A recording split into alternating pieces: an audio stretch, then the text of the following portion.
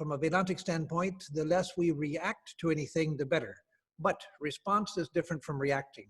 Reacting means something happens and we react sort of impulsively. But no, a response, what should be our response?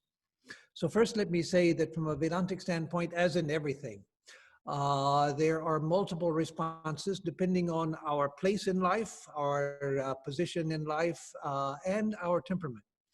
As I've sometimes said, Swami Swahananda was the multiple choice Swami. And so when you would ask him a question about how should I do such and such, he would say, well, A, you could do this, B, you could do that, C, you could do the other, D, you could do the other, or you can do all of them or none of them. So in Vedanta, I always liked that because there are a variety of approaches. And for instance, and then I'll get to the actual point, we had a devotee in San Diego for many years, whom some of you, including Swami Harinamananda, knew, Bob Geib. He and his wife are no more, but Bob was a wonderful, both of them were wonderful devotees. But Bob was the type of devotee who didn't want anything to do with the world. He had a job before he retired that he had to do, but he did his work, but his life was about spiritual life. And he would sometimes come to the center when I was there. And if I were giving a talk on some current issue, like I remember once I was addressing Earth Day, he would, without trying to, he would show his displeasure because he wanted to hear about japa and meditation and how to deepen his spiritual life. So that's fine. That's a traditional way, and that's fine for those who just want, I don't want to know anything about the world. I don't want to be involved in the world. I just want God. If you can do that, good. And if that's your temperament, good. But Swami Vivekananda opened a new way for us in the modern world, and that is for people who have to live in the world and have to respond in the world, which includes both monastics and devotees. Because monastics living in a monastery, monasteries are not in some other loka, in some other realm, they are here. And we also are impacted by circumstances, and we feel the circumstances. So now coming to a specific situation before I come back to the topic, well, let me tie the two together. This is tied to personal transformation because nowadays, and it's tied to what I was just saying, nowadays many people are not satisfied with just leading their own interior spiritual life and forgetting about its influence on the world. One of the things you find very common in the present age is people who come to spiritual life, they want to know how to lead it in a way that it helps the world, and in a way that it serves the world, in the way that they are contributing to the world.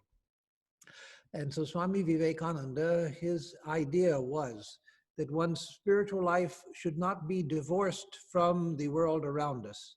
Yes, we seek transcendence. We seek to know that which is beyond all of the pair of opposites, beyond time and space. But we do that within a context. And so coming to our specific context right now in the US, those of us in the US seem to see everything falling apart around us. Everything seems to be falling apart. The leadership, there's no leadership anywhere. Political parties are falling apart. The country itself seems to be losing its grip on its ideals. The government at the national level, nothing is happening. There's just a general lack of a sense of purpose, a sense of vision, a sense of direction to the country, and things seem to be devolving into chaos. So what should be our response to that? First of all, our response to everything as we develop spiritually, again, the general topic is personal transformation, but our response to everything in life should come from our personal transformation. That is, the way I respond to situations should come from my inner spiritual convictions, not from political reactions. Yes, all of us have political opinions. That everyone has political opinions, because if you're a thinking person, you see the situation and you wonder what kind of politics might be able to help the situation. But that's one thing, recognizing that everyone is going to have a political position, a way that they naturally think about issues in political terms. But it's another thing to be political in our basic view of things. No, whatever politics we have, whether conservative or liberal or progressive or leftist or rightist, whatever, our political views should be informed by our spiritual values. That's why, as I've often said in recent years, the questions of governance, like caring for people, health care, caring for the poor, and so forth, you can have legitimate political arguments about how best to do it. Some may say it's best to do it through the private sector. Some may say it's best to do it through the public sector, through government programs and so forth. But we should do it. The fact, if that becomes a political question, whether we should help people or not help people, whether we should help those who are in need or just leave them to their own devices just to die or to starve or to be sick, whatever, then our spiritual values have to come forward. No, that is not right. That is not right. We don't need to be political to see that that is not right. And so whatever one's politics, we should have a strong sense of values. And that I'll come to in the main topic, that we should have a sense of what is right, what is wrong. We should have a sense of compassion. If our politics are not informed by compassion, a compassionate heart, a loving heart, then there's something wrong. There's something wrong with us. Then our politics have become a danger to ourselves and a greater danger to external society. So our response to situations like this should be a response of seeking the welfare of others. It should also be informed by what another point I'll come to in context of the talk, a respect for all, a respect for everyone. Respect for people, no matter what their background, whatever their ethnicity, their racial background, their economic background, a respect for everyone. Respect for the divinity of everyone. That is, it should not just be respect, but a worshipful attitude towards everyone. That should inform whatever political things that we have to engage in. Also, we have to have a mind which is large enough to contain the contradictions of the present day world, because the present day world is full of contradictions, full of tensions, full of things that seem to be going wrong. We have to have enough detachment that we can hold all of that within ourselves without being disturbed by it. Nowadays, many of us are terribly disturbed by what we see around us. And that's natural. That's natural. But it's not what we want. We want to come back from being disturbed by being able to see clearly. And that includes the ability to see that sometimes destruction is necessary before there can be new creation. I often refer to a vision that Swami Atmarupananda, Ramakrishna's disciple, Advaitanandaji, had. And in that, soon before he died, in that vision, he saw Sri Ramakrishna coming towards him, holding a mace, the military club called a mace.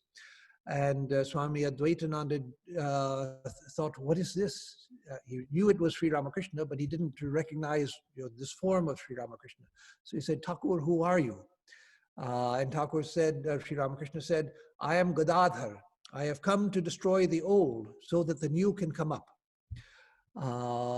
Meaning that he had come to destroy the old order of the world so that something new can come up. Without the destruction of the old, the new can't come. And whether that's what we're seeing now or not, time will tell, but sooner or later, the old has to go. And when it goes, there's going to be a lot of disruption, a lot of disruption. So we have to be ready for that. That shouldn't disturb us, because we also should develop, as part of our spiritual transformation, a deep faith, a belief in people, a belief in society, a belief in the world, that there is an inner dynamism, there is a guiding force behind the world, and even that which looks destructive and bad, that it's leading towards some purpose. And so we should learn to confront life and circumstances and the present chaos that we see all around us with sympathy, with respect for all, recognizing the rights of all, and with the faith that behind all of this, something new is coming up. And so we should learn to look to the signs of the new things which are beginning to grow and develop all around us, but still are just in sprout form, ignored by most. So let me end with that. And if you want to bring up questions about that at the end, that's okay. But let me now tie this into the topic of personal transformation. Swami, just before you start your next story here, there's a few people are asking about increasing the volume. So I'm getting some audio complaints here. First of all, please maximize your own volume. All right. And Swami, if just, I know maybe a slight, just if you can increase your volume slightly, that would be great. Okay. I don't know if I can because I'm talking into a microphone and it's at its maximum. So I just do the best that I can. So, personal transformation. What can we expect from a life of Vedanta? So, the origin of the topic. We talk about the big things in Vedanta. We talk about realization, enlightenment, samadhi, liberation, and all of these things. And yet, we don't see many people being lost in samadhi as Sri Ramakrishna was. We don't see many people who are living like Ramana Maharshi, just completely abstracted in a high state all of the time. When I first read about Sri Ramakrishna, before I had visited a Vedanta center, when I started thinking of going to a Vedanta center, I started wondering what it would be like. And I imagined that the Swami would have to have attendants to keep him from falling down, from being in ecstasy and things like that, like Sri Ramakrishna. And so most of us come to spiritual life expecting quick enlightenment. I remember thinking that, hoping that within a year or two that I would be able to attain to a saintly state and then live the rest of my life in a high spiritual state. If someone would just teach me the tricks to get to enlightenment, then I would do it and I would continue there. But with time, we find that spiritual life is a slow process. It takes time. The time factor in spiritual life is something that's difficult for everyone to handle. And so after we've been practicing for some time, we begin to think, what's the use? I've been trying to meditate, I do my japa, but I don't seem to be getting anywhere. I try to meditate and all kinds of thoughts come into my mind. Once in a while, I have a day when I can settle the mind a little bit and think a little bit about what I'm supposed to. Other days, I just don't seem able to do anything. The mind is so contrary. And so we begin to doubt the process itself, or we doubt our ability to follow the process. So the question is a real question. What can I realistically get from a spiritual life, a life? I'll speak in terms of Vedanta, but this is translatable to any tradition because the problem is not a Vedantic problem, it's a human problem. But again, when I speak in terms of Vedanta, just translate that as spiritual life. So when we take up Vedanta and we have these tremendous ideals, and then we find that I don't seem to be getting anywhere. Naturally, doubt comes about the path and about myself and my own fitness, and maybe there's another path that would be better, or maybe I'm just not meant for spiritual life or something. And that's a real doubt, a real concern, because we shouldn't do anything in life without knowing why we're doing it. Much of our life is just done unconsciously. We just sort of wander through life, stumble through life, not knowing where we're going and not knowing what to do, but just doing it because what else am I going to do? But in spiritual life, we want to be we want to be purposeful, we want to be directed, we can't have intensity unless we know the direction we're going in and what it is that we can attain.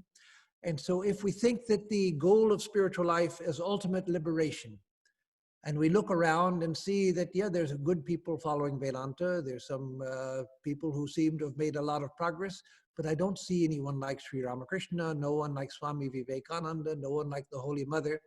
So what's the use? That was the question of Arjuna in the Gita, in the 6th chapter. He asks Krishna that, oh, Krishna, I find that the mind is very difficult to control. But what if I take up this teaching that you are giving me and I don't attain to the goal? Then I'll be like a cloud which breaks without having shed any rain. That is, the life of the cloud was useless. A big dark rain cloud comes, it promises heavy rain, and suddenly it breaks and just blows away with producing no fruit. So my life will be like that. I'll neither enjoy the earth because I've given that up to follow your teaching, nor will I enjoy spirituality. So Sri Krishna tells him that the doer of good, meaning the person who takes up spiritual life, never comes to harm. That even if you die in the process without having attained, in the next life you will start that much ahead, that nothing in spiritual life is ever lost. Even if a person is going along the path and then they have an upset, they have a fall, they fall from the path, even then they may have to suffer for some time because of the having backtracked or fallen, but again, they'll come back to where they were and progress from there.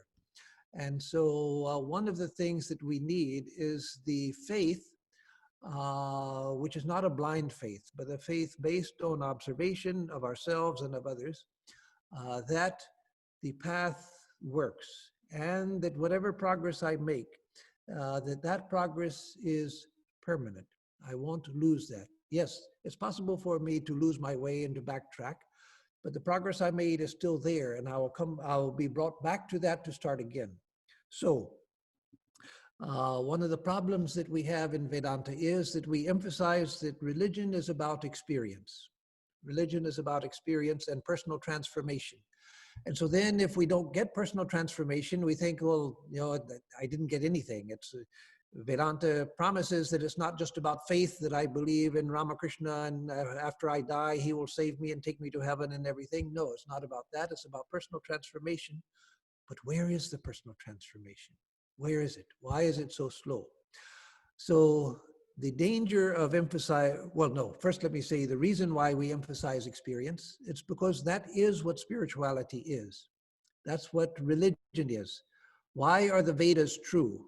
Or the basic teachings of the Vedas. I won't say everything in the Vedas is true, but why are the basic principles, the higher principles of the Vedas, why are they true? Because they are proven true in experience. We can experience them ourselves. What is the proof of the scriptures? Not that it's the word of God. Who says it's the word of God? Who says it's the word of God? You say it, well, who cares? I don't care. Prove it to me. And you can't prove it. All you can do is say, well, people say it's the word of God.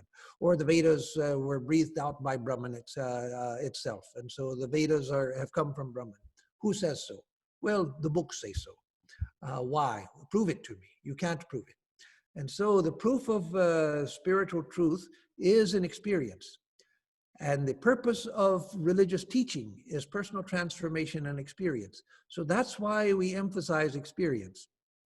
But the problem comes when you think that experience means nirvikalpa samadhi, full enlightenment, and liberation.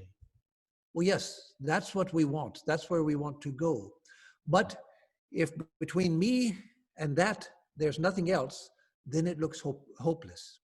It looks hopeless because that looks so far away from me. So what am I going to do in the meantime? And how many lifetimes is it going to take to go from here to there? It was a problem like this that caused the arising of Zen Buddhism, or Chan in China, which preceded Zen in Japan, which caused, I'll refer to Zen because that's the common name that is known by, which caused the rising of the Zen tradition in Buddhism. Because before the arising of Zen in China and later Japan and Korea, Buddhism had become so complex and so divorced from ordinary life that it was believed it would take millions of births before we could ever attain to Buddhahood. So Buddhahood was removed further and further and further away from us. And it became practically an unrealizable goal. And so Zen came and said, no, the purpose of the teaching of the Buddha is to attain enlightenment here and now.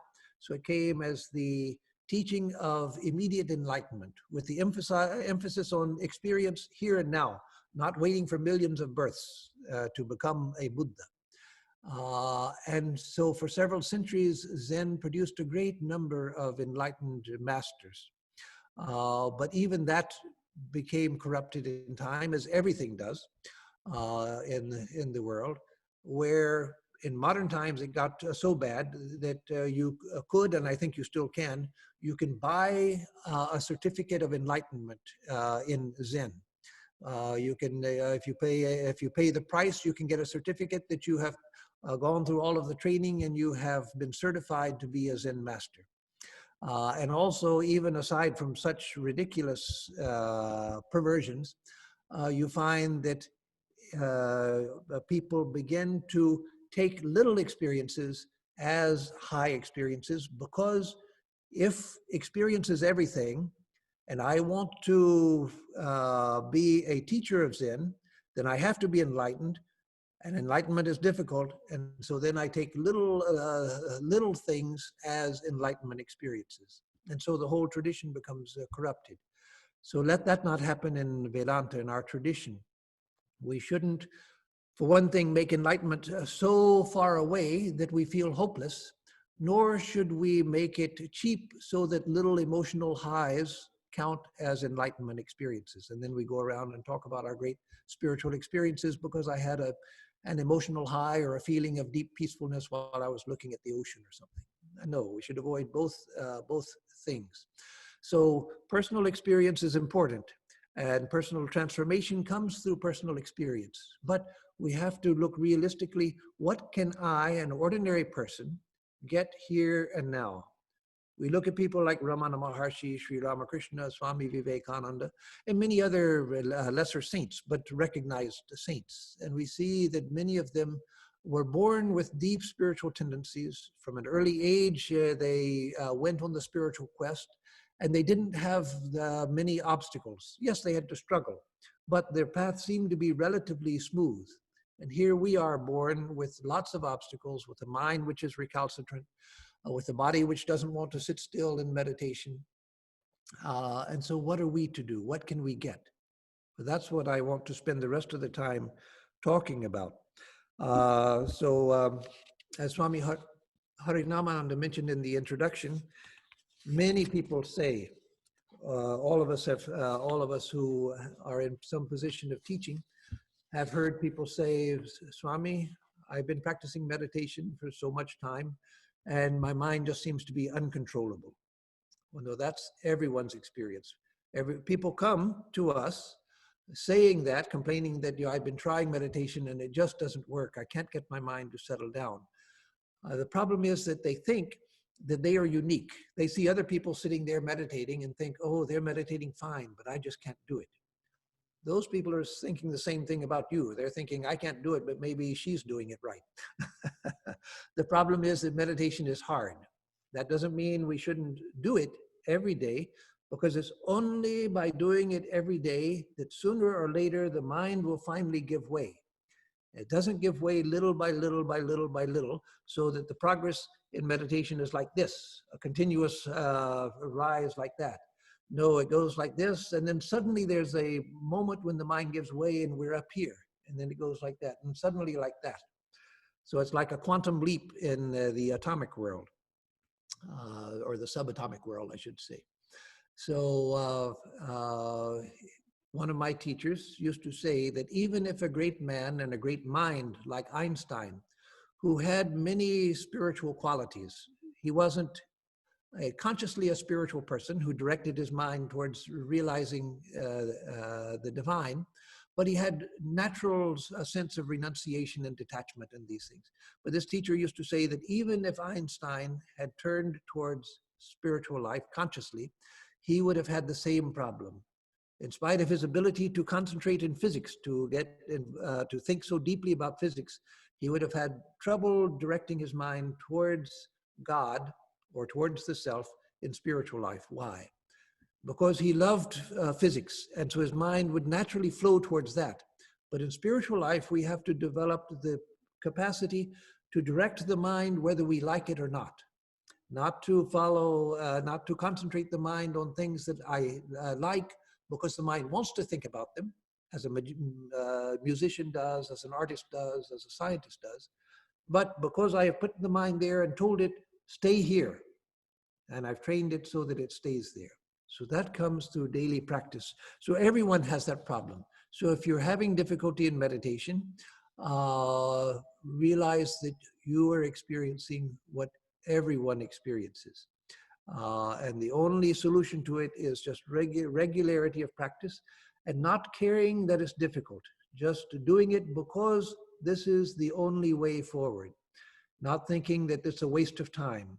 No, when you come to late in your life, when you're elderly, you will never regret any time that you spent practicing meditation. So never think that you're wasting your time because it's not working. Every bit that you do is doing something, even when it feels like you're not getting anywhere. It is working on the unconscious mind. Just the idea that I'm going to sit, even if the mind doesn't cooperate, even if the mind keeps wandering away, I'm going to sit and keep trying. That itself is doing great things to your mind, to the unconscious mind and to the conscious mind. That determination, steadiness of mind itself is helpful.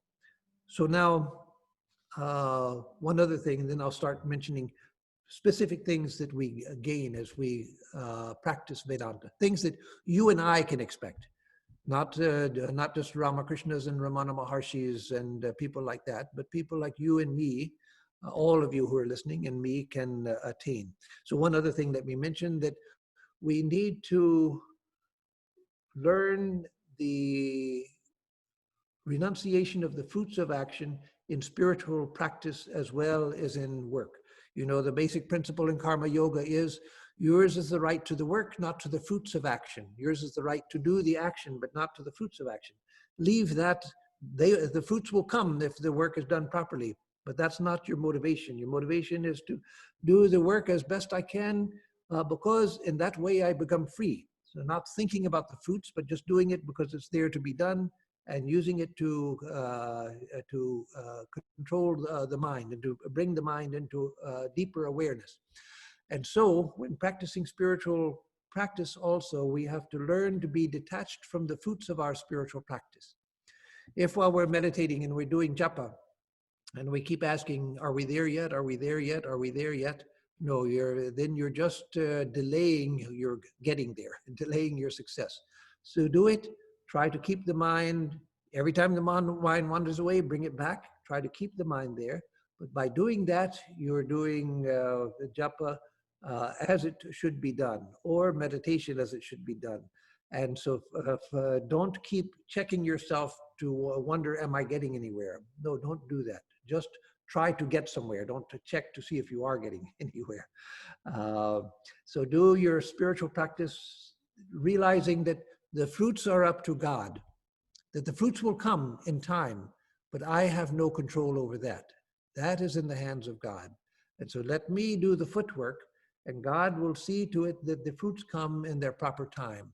It may even be that nothing much seems to happen for me until the end of my life. And then I realize that no, all of it was worth it. All of it was worth it. And I've seen that many times. So we have to judge our progress by our starting point and our end point. If we're judging ourselves by ultimate enlightenment, most of us are going to find ourselves woefully inadequate.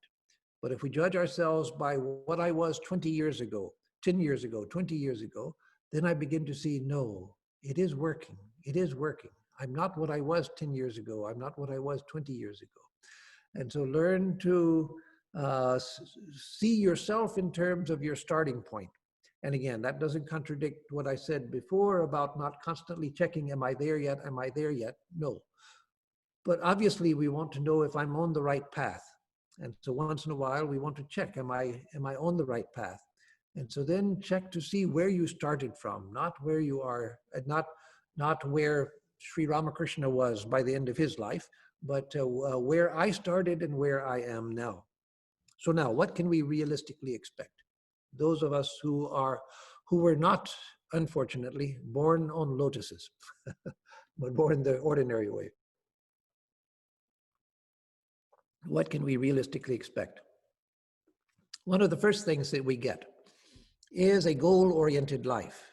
We suddenly, by reading and hearing and thinking about the truths of spirituality, we become goal-oriented. We see that, no, there is a goal to life. There is a direction to life. And I'm going towards that, or I want to go towards it. I'm trying to orient myself towards that. That itself is a tremendous gain. Once that idea has gone deep within you, that idea that, no, there is a goal to life, and the purpose of my joys and sorrows and my successes and failures and tears and laughter, all of it is in taking me towards that. Then you look around and you see how few people have any sense of orientation in life. Yes, they may be oriented towards family. And then if the family doesn't work out, then they're miserable. Or if when they die or the family members may pass away before you, then also there's what is left. That was my whole life. I'd invested everything in that, and now that's gone. People are oriented towards a career. And then one day you go in and the boss says, your position is being terminated. I'm sorry. You served us for 30, 40 years very well, but we have no more use for you. And that was everything for you. What do you do now? You're famous as a musician and you give everything to it and you're at the peak of your career. And then you gradually get older and your voice no longer works the way it used to. If it's an instrument, your fingers no longer work the way they used to. And you realize, well, now I'm declining. Now it's all over. But that was everything. That was everything. I have nothing else. So spiritual life saves us from that. Many people don't even have those things. Many people just sort of are just living without even knowing why they're living and without any particular, just surviving from day to day. And then many others who are goal-oriented, it's a very temporary goal. Once one of the brahmacharyas in Chicago told Swami Bhashyananda, who was in charge at that time, that, Swami, I want to be a great writer. He was a new brahmachari, and he had been traveling around, hitchhiking around America with a typewriter, a little portable typewriter, manual typewriter, trying to write the great American novel. And he would write page after page and then read it and see it was no good and he'd throw it away. And so Swami Bhashyananda told him two things. The first thing he told him was, do you have something to say? And suddenly he realized, my God, I don't have anything to say. That's why everything I type, it sounds so silly that I throw it away. I want to be a writer, but I have nothing to say. And then later he asked the same, or said the same thing to the Swami, that I want to be a writer. And the Swami said, that's a very small thing. What a small, insignificant desire that is. What a small, insignificant desire. And so that doesn't mean that writing is bad. It means that we want to have a goal which is never going to leave us, a goal which will carry us through this life and through all future lives, however many lives we have to pursue. I want something which is not going to disappoint me, something which is not going to come to an end, something which is the highest fulfillment imaginable. And I will work for that in this life, and if I need to come back to work on it more, I will do that. So spiritual life gives us a goal orientation. Never diminish the value of that. I've told the story many times, and I'll tell it again because some of you haven't heard it. Many of you have. about a story that I read in a book by Stephen Levine, a Buddhist meditation teacher. Back in the 80s, when the AIDS epidemic in San Francisco was a huge thing and many people were dying and they didn't yet have a treatment, they didn't quite know what to do with AIDS patients. Stephen used to go to hospitals and work with AIDS patients to give them spiritual counseling and so forth. So once he went to see a young man, and I think, as I remember, he was 26 or 27 years old, who was dying of AIDS in the hospital. So he had been to see him before, worked with him, and so he went this time to see him. And the young man was weeping when he went in. And so Stephen asked him, "What's the matter?" And so the young man said, "My parents came to see me from somewhere in the Midwest. And they told me that I've wasted my life because I'm homosexual and I have acquired AIDS and I'm going to die. There's no cure for it. So they told me that I've wasted my life and they don't want to see me again, that they don't consider me their son because of my sinful life and so forth. But I'm weeping because of that, but I'm also content within because I realized that I found my path," meaning he had found his Buddhist path. "I found my path, and that's enough for one life. That's enough for one lifetime. So I'm dying contented, knowing that I have found my path," meaning that he had found the ultimate meaning of life. Now he was oriented towards that. So now he had an orientation and he was free to die. If I have to die now, that's okay, because I know where I'm going. Up until this point, I didn't even know where I was going, as most people don't. So goal orientation is one thing. Another thing is that as we learn more about spiritual life, we learn about a spiritual view of myself, a spiritual view of the world, a spiritual view of relationship with the world. Then the world begins to make sense in a way it never did before. I begin to see that things begin to fall into a pattern which is meaningful, which wasn't there before. Most people, if you ask them, "Who are you?" all they can tell is their personal history. If you ask them what the world is, they say, "Well, it's this." No, you are not your personal history, nor is the world what it looks like it is. When you learn spiritual truth, then you begin to see who I really am. And my experience begins to fall into place. It makes sense in a way it never did before, and the world makes sense in a way that it never did before. So learning about the truths of the philosophy begin to make your life meaningful. Another thing is that you begin to get a new bright self-image. Why did Swami Vivekananda over and over and over again tell people about the divinity of the self? That was the most insistent teaching in all of Swami Vivekananda's teachings. He taught about the harmony of religions. He taught about many other things. But the one thing he insisted on most was the divinity of the self. And so if we can internalize that idea long before we realized it, long before realization, just internalize the idea that I am the self. My nature is pure and perfect. I see all kinds of faults in myself. I see I'm doing all kinds of things I wish I didn't do. But that is because of habit that has held on to the mind. But I'm not even the mind and all of its foibles. I'm the self which illuminates the mind.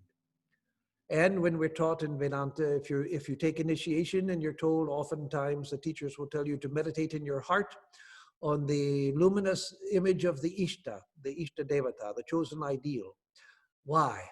Because the heart is the center of our sense of being in the body. This is where we feel our center is. As some of you have heard me say in other lectures, if I do something good and somebody says, "Oh, who made this delicious cake?"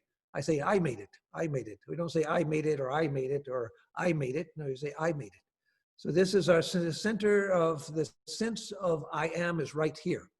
And so when I meditate on a divine image within the heart, I'm changing my very sense of self-perception. And cultivating the sense that I'm a child of God. I'm the lover of God. I'm the friend of God. whatever my attitude is towards God, then that is changing my perception of myself. And when feelings of guilt about things that I've done in the past, or even today, rise in the mind or whatever, bring your mind back to that. Say, no, those are little things that are on the surface of life. But the truth is this luminous self which I am. Let me get rid of these ideas of guilt and this idea of sin and all of that. Yes, I admit that I do things that are beneath my ideal, but that's because of weakness. And the weakness won't be cured by dwelling on weakness. It's cured by dwelling on that which is opposed to weakness. And that is my own luminous self-image. Let me dwell on that. So I begin to get a bright new self-image. That's within the possibility of all of us. I begin to develop love. That's what everyone in life really seeks, is love. And I begin to develop slowly, little by little. It may take years and years, but I begin to develop love for God and love for others as well. It doesn't mean I become a party animal, but it means that I may be a quiet person, a retiring person, an introvert, but even then I begin to love people in my own way. Or if I'm an extrovert, then I love them in an extroverted way. Introversion, extroversion, spiritual life is for both. That doesn't affect your spiritual life, except how you express it. But you begin to feel love. And that is within the possibility of all of us. And I've seen that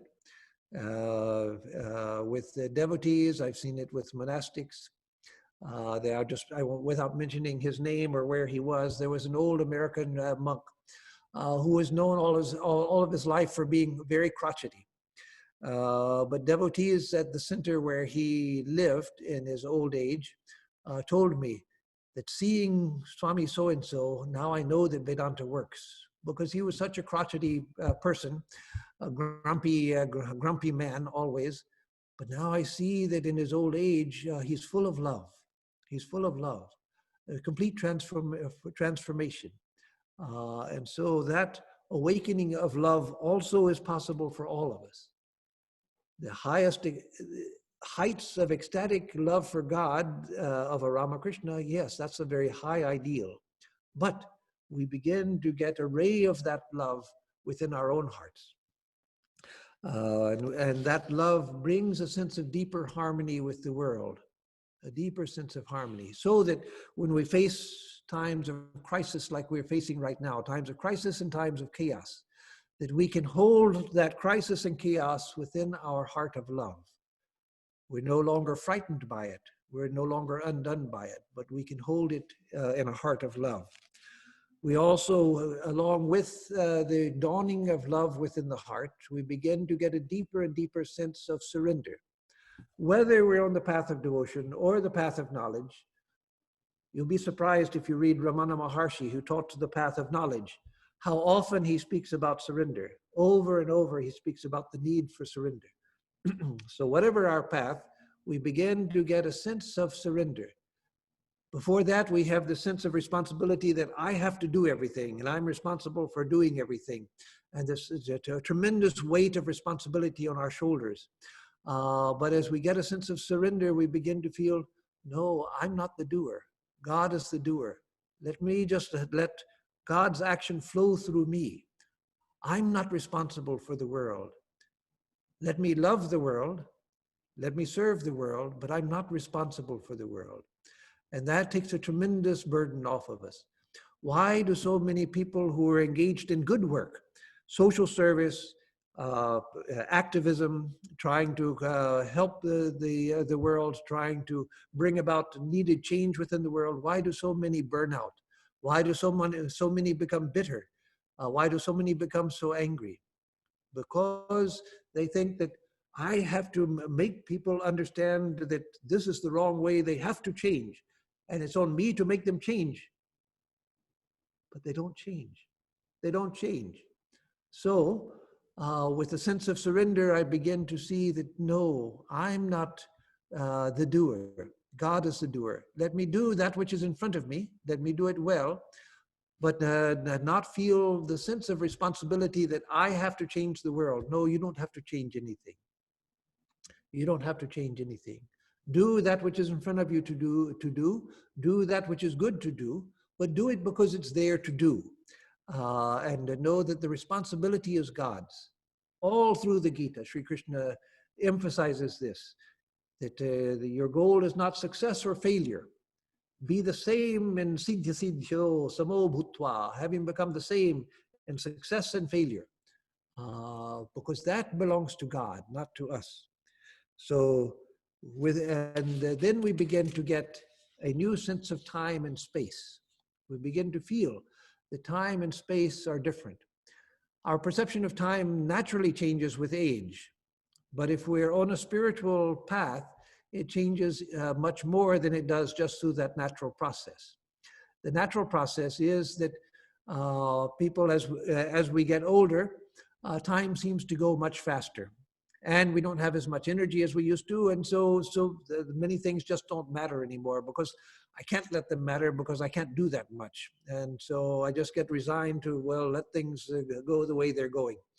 But if I'm on a spiritual path, that happens in a spiritual way. Even the natural process can be used spiritually and can be converted into spiritual benefit. But if I'm on a spiritual path, that happens because I am on the path. So my sense of time begins to change. As I begin to get a sense of surrender, as I begin to get even the beginnings of control of my mind, then I begin to feel that time is actually carrying me forward. Time is actually like a current that is moving.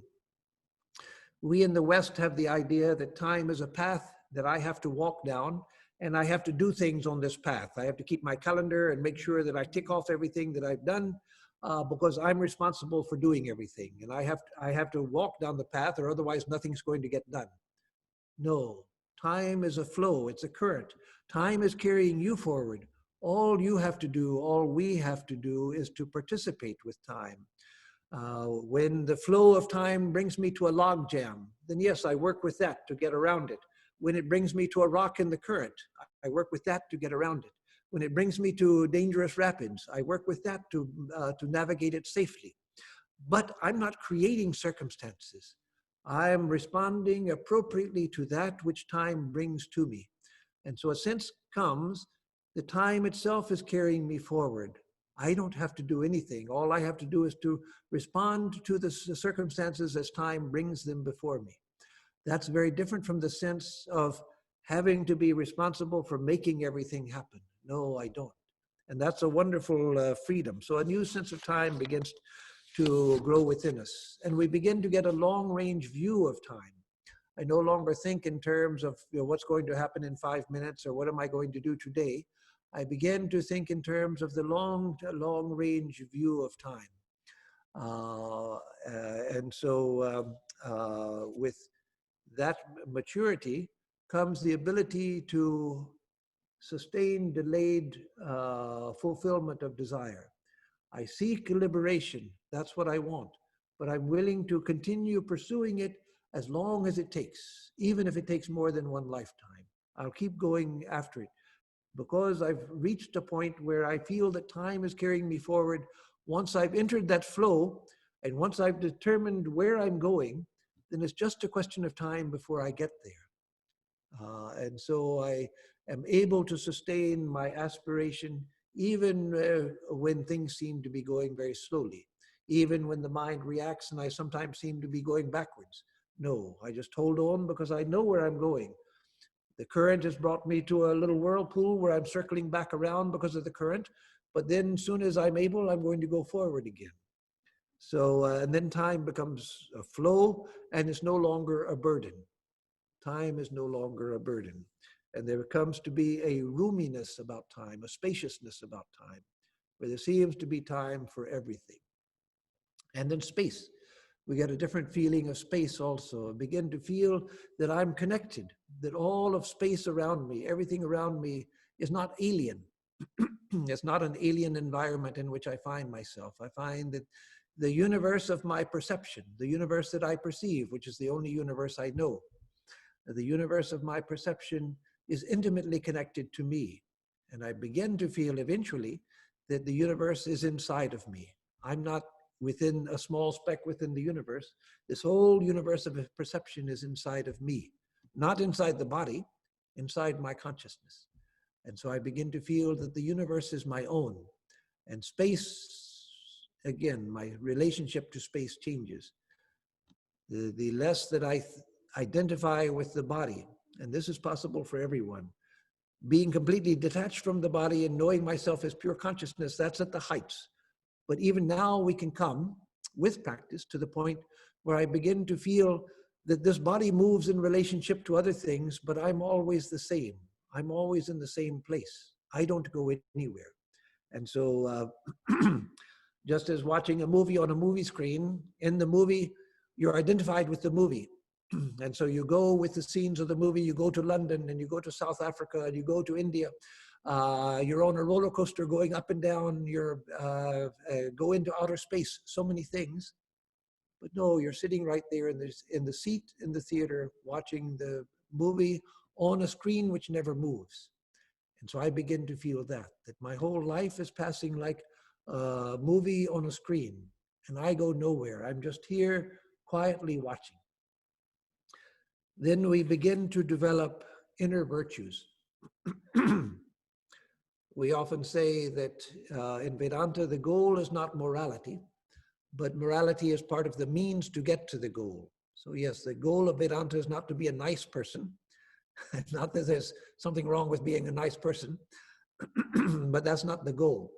The goal is ultimate freedom and infinity. But to get there, virtues are needed, because what we call virtues are the qualities that a person of illumination manifests spontaneously.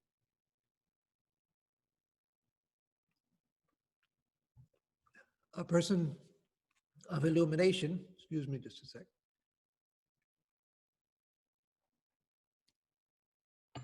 A person of illumination spontaneously manifests truthfulness, kindness, compassion, honesty, straightforwardness, and many other virtues.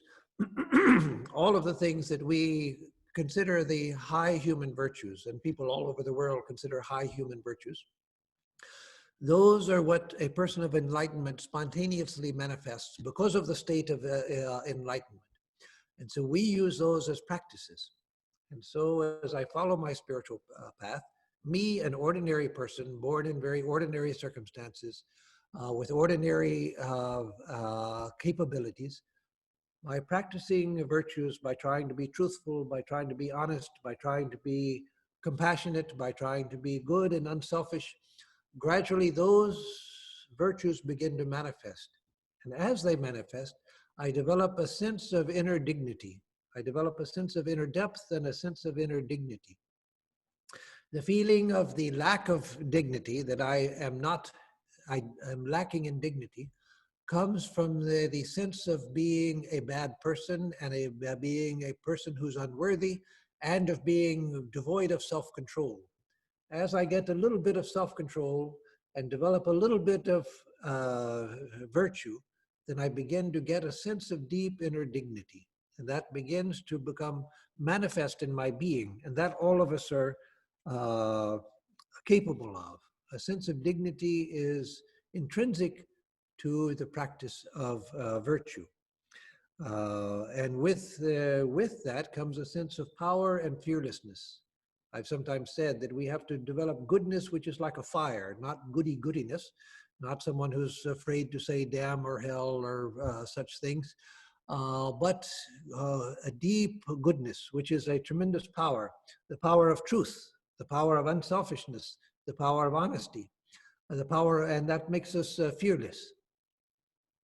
Before I joined the order, when I was a teenager, I was for a while, I was a student radical and involved in protests of the Vietnam War and protests of other things. But because I didn't know any better, and because of the others that I was associated with in my activism, I became involved in things that could have gotten me, well, actually they did, get interest to the FBI. And because I was a person of interest of the FBI, in fact, an FBI agent told a friend of mine that we're going to get him. Because I became a person of interest to them, I was always on the lookout for police and for the FBI. After I joined the order, shortly after that, one day about 6 months after I'd been in the monastery, I suddenly realized, I don't have any fear. I'm not afraid of the police. I'm not afraid of the FBI. It wasn't because I was a goody-goody, but it was because I was now on a path of truth, and I wasn't doing anything. And even if the FBI came after me when I was not doing anything that was untrue, then why should I fear them? Yes, people may be able to hurt this body. They may be able to put me in jail unjustly. But if I know who I am, and if I know what I'm doing, and I'm doing that which I know to be true and right, then nothing else matters. And so a sense of fearlessness comes. Another thing that comes to all of us as we practice is a sense of inner quiet develops. We develop a deep sense of inner quiet. That takes time, but it's nothing that is beyond any of us. A sense of inner quietness, a sense of mental spaciousness, so that when something happens in the outer world, something in front of me, something happens, somebody says something to me, somebody does something to me, I don't any longer feel the need to respond immediately because I feel a sense of inner quiet. And so experiences come to me with that cushion of quiet. And so I have a quiet space in which to decide. It happens very quickly. It can happen very quickly, in which to decide how to react. And so I don't react just out of habit, but I react deliberately, react in a way that is self-directed. And so I, to a great extent, become freed from the habitual patterns of reaction that I've suffered from all of my life. So that inner quiet brings that sense of inner spaciousness where experiences come to me across a gap of silence, which gives me time to decide how to respond, even though that time to respond comes very quickly. Still, that works. Another thing that comes to us as we develop is a sense of inner joy, a sense of inner joy. That also is possible for all of us. And I'm going to conclude in just a minute. I'm almost to the end, so that we can have question and answers. But a sense of inner joy comes. We don't have inner joy oftentimes because of the disturbances of the mind. But as I begin to get a sense of inner dignity, I begin to get a sense of a luminous self-image. I begin to get a sense of being established in certain basic virtues. Then a sense of inner joy begins to come to me. Because inner joy is natural to us. We don't experience it now, we don't experience it all of the time, because the mind is in a disturbed state. When the mind becomes calmed, when the mind becomes more settled, then we begin to find that the joy, which is our actual nature, it begins to be experienced. And so that inner joy comes. A sense of inner power comes. A sense of inner inviolability comes, which brings a sense of fearlessness also, which I've mentioned again. We begin to get a sense of faith in myself, a sense of faith in the universe, that the universe is part of myself. It's nothing to be feared. The universe is not out to get me.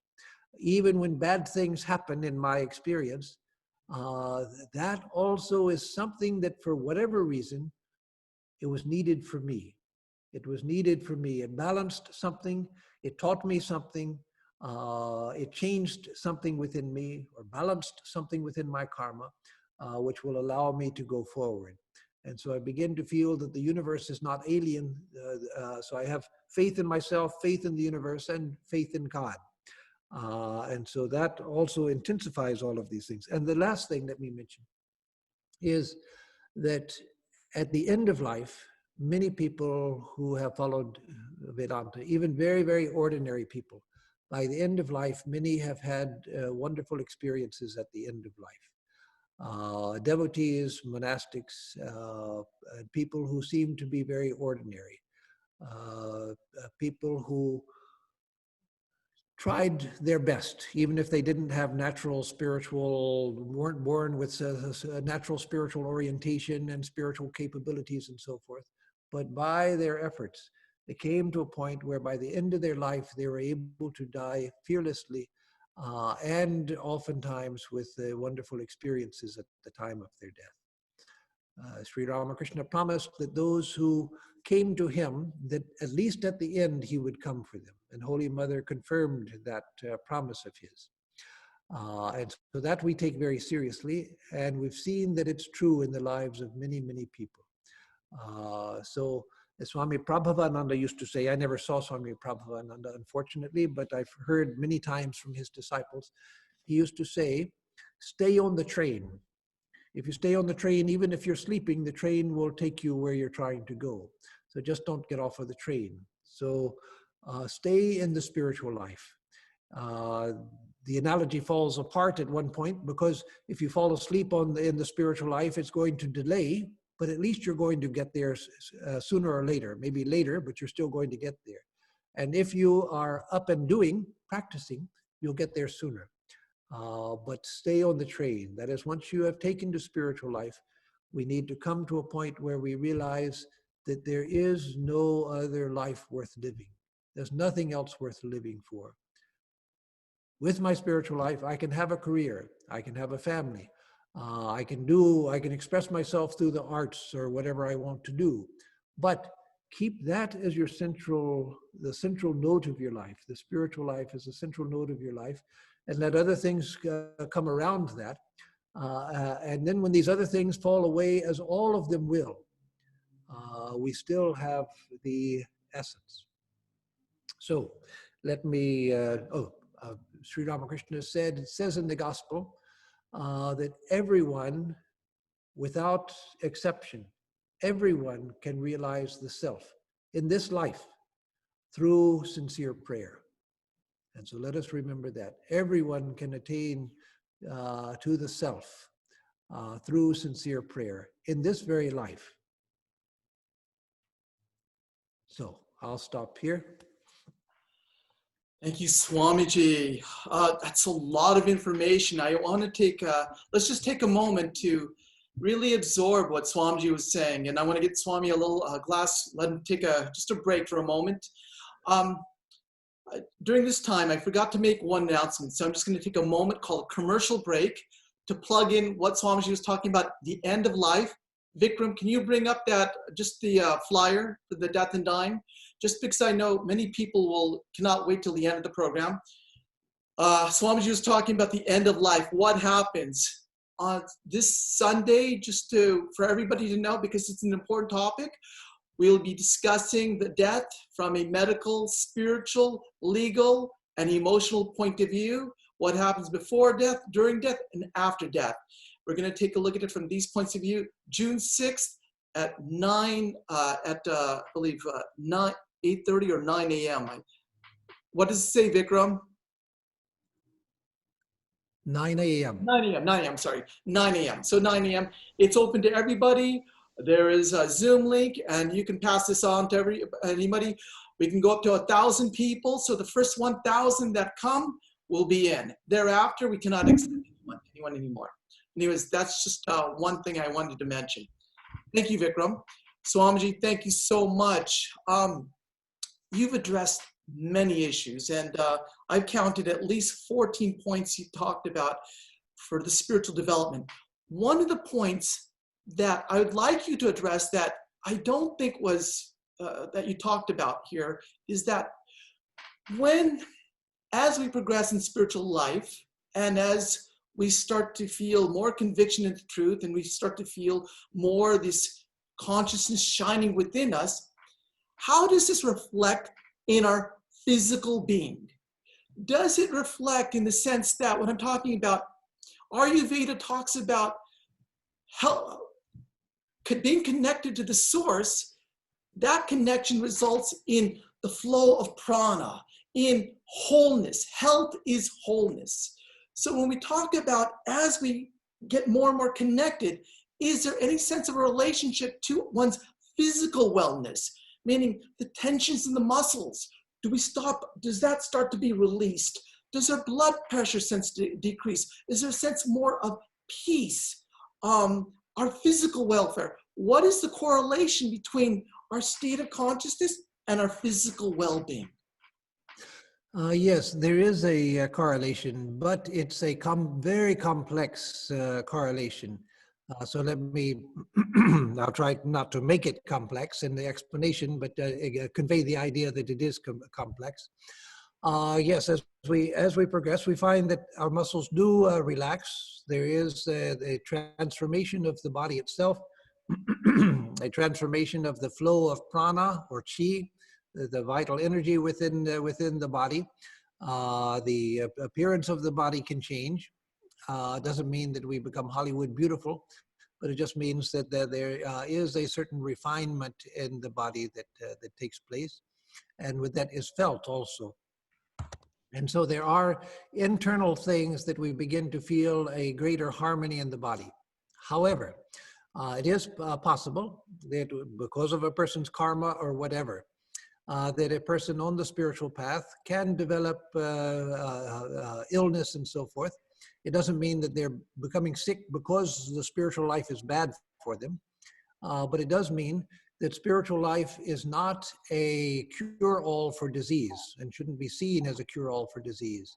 There are many people following the spiritual life who do develop life-threatening conditions. Sri Ramakrishna himself developed cancer of the throat and died from it. And many people left him. And even today, there are people who hear about him who don't want to know more when they learn that he died from throat cancer. They say, well, if he couldn't even cure his own throat cancer, what good is he going to do me? So we should never make an equivalence between spirituality and health. It does affect our health. But again, it's a complex relationship. It doesn't cure all and prevent and keep us from all disease. It does harmonize the prana. It does relax the muscles. It does have a harmonizing effect on the body, but also it is not contrary to high blood pressure and things like that. Swami Atmarupananda, he was a great yogi, a great saint of the order, a great yogi. He was the guru of Swami Yogeshananda in Trabuco, and of many swamis that I know. A great, great yogi, a man of illumination. But in his old age, he had high blood pressure. And the doctor said to him, examining doctor said, well, Swami, you know, with ordinary people, if they come to us with high blood pressure, we tell them to practice meditation to overcome it. But what are we going to say to you? You're a master of meditation, and yet you have high blood pressure. How could this be, Swami? And he said that nobody understands the tremendous tension is not the right word, but it's the only word I can think of right now. The tremendous tension within the mind of instead of tension, the tremendous dynamism within the mind of a spiritual aspirant. That as the person is striving to go towards God, there's an intensity which is developed. And that intensity can express itself in terms of high blood pressure and such things. So a person can learn to relax so that the blood pressure comes down. But there's some who don't even care to do that. There's the incident of Gopalarma, that is the elderly lady who was became a devotee of Sri Ramakrishna and who saw Sri Krishna in Sri Ramakrishna. She was a realized soul. She, 6 months or so after she came to Ramakrishna, Ramakrishna told her that you have attained to everything. She had attained to perfection by coming in contact with him. And she came to him and said that the element of wind, Vata in Ayurveda, the element of wind is too strong in me. I can't sleep and other things. And Sri Ramakrishna said that is the wind of Hari, that is the wind of God. If you don't have that, then what will you do? It's that which is pushing you towards God. Now, they were talking in traditional terms, and so it's always a little risky to translate that into modern medical terms. But I think that because of what she said she was having trouble with, she was the vata, meaning it means a nervousness, a sense of being hyper, and a inability to sleep and everything, that she probably was experiencing high blood pressure. And she asked Sri Ramakrishna, what can I do? And Sri Ramakrishna said, if you get rid of that, then what will you do? It's that is driving you towards God. And so again, the relationship is complex. There's some who follow the path of yoga who make the harmonizing of the body basic to their spiritual path, and they always do that before they do anything with the mind. And so that's one path. But there are others who see that the goal of spiritual life is not the body, it's not the health of the body. And if by sacrificing the health of the body some, I can go forward quicker, then I'm willing to do that. And so forget the health of the body, let me go forward. And so again, it's a complex, and each person has to sort of decide for themselves. And Swami, there's just one final follow-up here. I know a few people who have been practicing spiritual life for a lifetime, but now in their old age, they're facing Alzheimer's. And so, and it's that forgetfulness, and they start to sort of contract, and the fear and the worry starts to descend upon them. What of all my years of spiritual life? Can you just address this one issue? It's a critical issue for a majority of people. Yes, that's a serious problem. Whether we are developing it or if we have loved ones who are developing it, both ways, it's a very serious problem. So let me address it from the standpoint of the spiritual aspirant, who is beginning to feel or beginning to show the signs of Alzheimer's or some other form of dementia.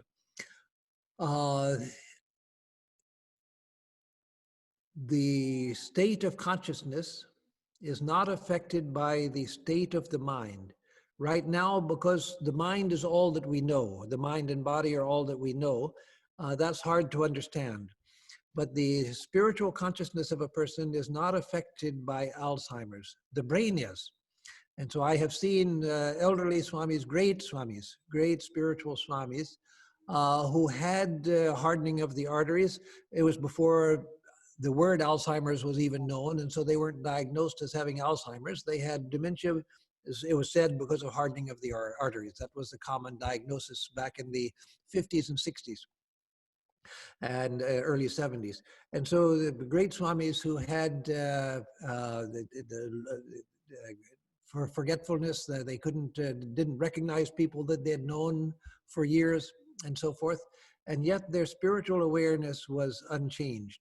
So what I tell people when they're afraid of that is that we only need to remember one thing, and that is the divine. Let everything else go.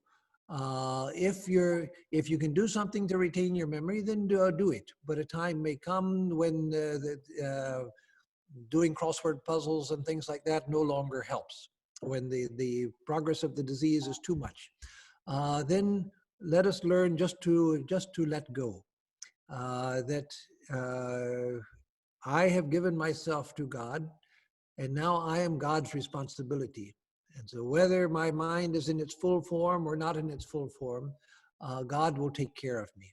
And so to learn to surrender even at that time, and to realize that, get over this sense, part of the problem for many people is the sense of embarrassment that I'm forgetting, and now people are going to think that I'm a fool. I say silly things, or I repeat the same thing over and over. People smile and smirk when I do that, and I feel awful. Just let us learn, even now before there's any chance of Alzheimer's, when we're much younger, let us learn just to forget about such things and not be concerned about them. To realize that, as Sri Ramakrishna said, Mother is the Divine Mother, and I am. That's all that I know. I don't know anything else. That's enough for us to know. We don't need to know anything else. And let me just give one example, and some of you have heard it before. Swami Nirvanananda, who was a great illumined soul. He had hardening of the arteries in his old age, and he got to where he couldn't recognize people, couldn't remember things. So I went to him once when he was in an advanced stage of such dementia. And I was leaving India in 1983. Oh, no, I'm sorry, 1981. End of 1981, I'd come to Baramat to take leave of the Swamis after living there for 7 years. So I went to him, among others, bowed down to him and said, Maharaj, I'm leaving India. I'm going back to America. Please bless me that I can be a good sadhu. And so he looked at me very kindly and said, yes, yes, yes. I bless you from the bottom of my heart. And then he said something I won't repeat.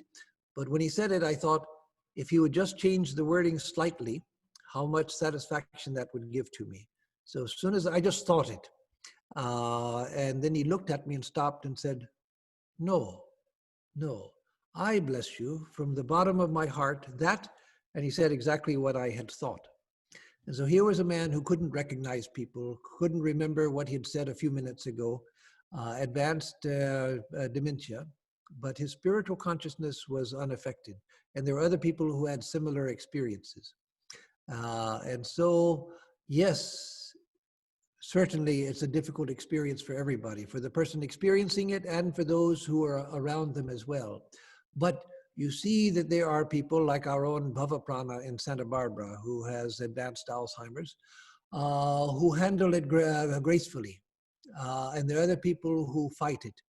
When the time comes and you can no longer do anything about it, then just gracefully relax into it. Gracefully relax into it. And don't worry. God is there and God will take care. Thank you so much, Swamiji. Thank you. At this point, I do want to open it up to questions from the audience. So if you'd like to ask a question, there's two ways. One is to go to your chat button, type in your question. The other way is to hit participants, and there you'll see a thing called raise hand. Raise your hand, and Vikram will call on you.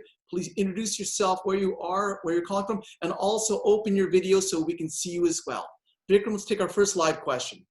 First live question is from Pepe, who's joining us from Guadalajara.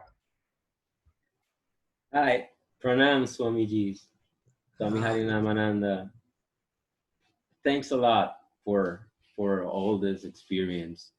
And I will have quick questions. One is about experiences. Experiences come and go.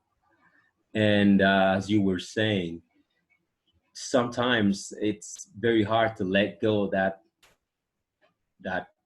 beautiful experience of peace, of calm, when you're meditating or when you're realizing something. That's a beautiful experience, and it's very hard to let go. But the thing is, it's not up to you to repeat it. It just it just comes, but you get attached to it. So, any advice on that matter? And the other thing is, being this about spiritual life, but also for householders. Your family didn't sign up for your spiritual journey, so it gets difficult sometimes because Yes. you have to work with them, and your thrive for money and for worldly things just washes away. Yes. And it's difficult. And just to end, there's a experience that it's just for me, but about Ramakrishna, and one time her benefactor, I think I read this in the gospel, and she was they were in the ceremony. She was thinking something, I guess, not so holy, and she got some nice treat from Sri Ramakrishna, and this just comes to my mind. I don't ask for it, but it comes to my mind whenever I'm meditating, and I go away and say, "Ooh, Sri Ramakrishna would have hurt his hands against this big skull." Yes. So many people. Well, now let me address the first point first, and that is about when we have a good meditation, we have a good experience. and we become attached to it, yes, that's natural.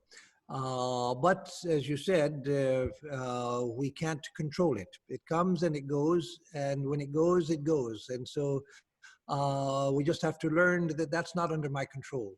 So when it comes, let me rest in it. And when it goes, I have no other choice because I can't do anything about it.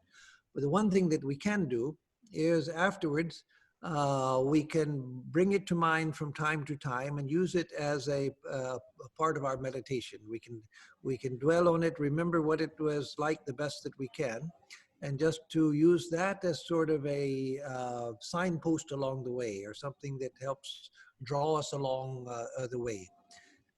In the Yoga Sutras, in the first chapter, Patanjali says different types of meditation. One of the last thing he says about different types of meditation is, or whatever you think of as good, meditate on that.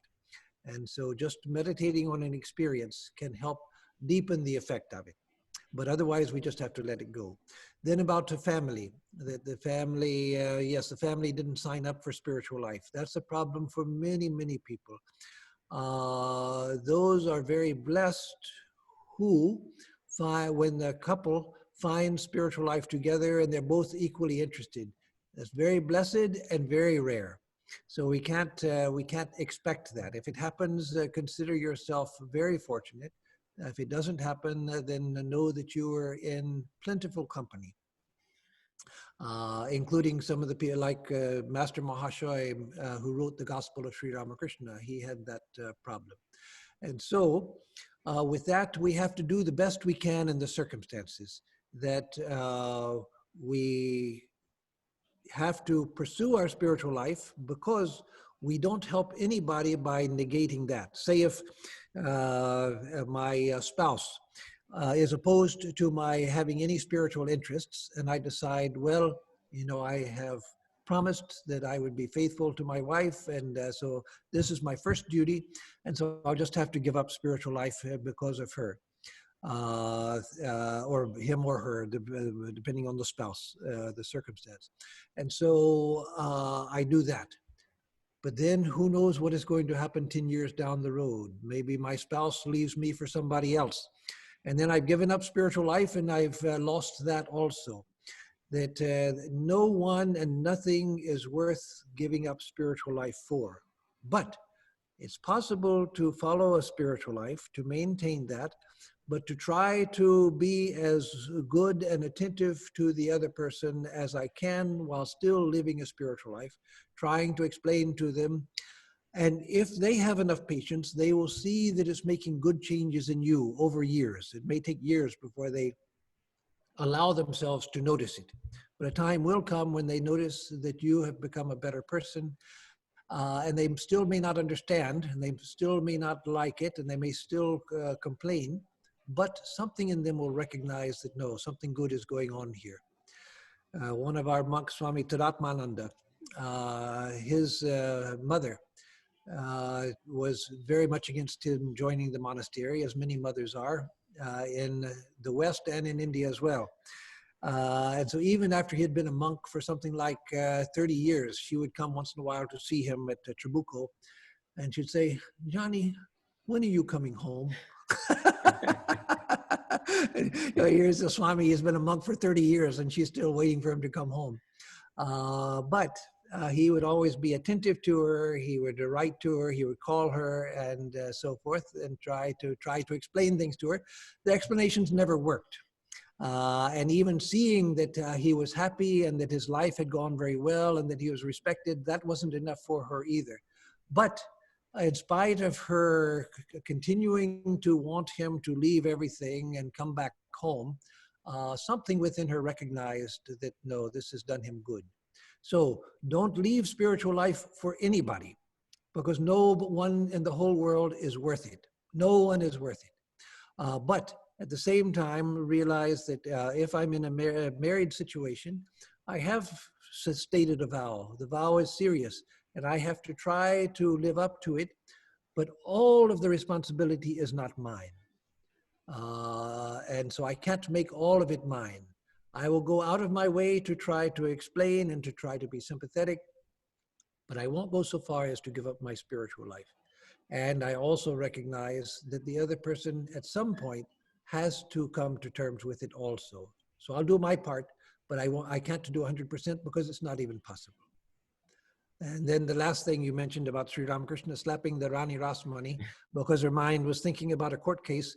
Yes, the purpose of a story like that is for us to internalize it. And when I find myself meditating in the mind wandering, I say, oh, if Ramakrishna were here, I would have gotten a good slap. I would have gotten several today. So let me bring my mind back. So to use that in order to remind me of what I'm supposed to be doing. So that's it. Okay. Thank you, Swamiji. The next question is from Aruna. And the question is, are there milestones in spiritual life that we can refer to? If so, what are the major milestones in spiritual life? Yes. First, let me say that, it looks like I was muted.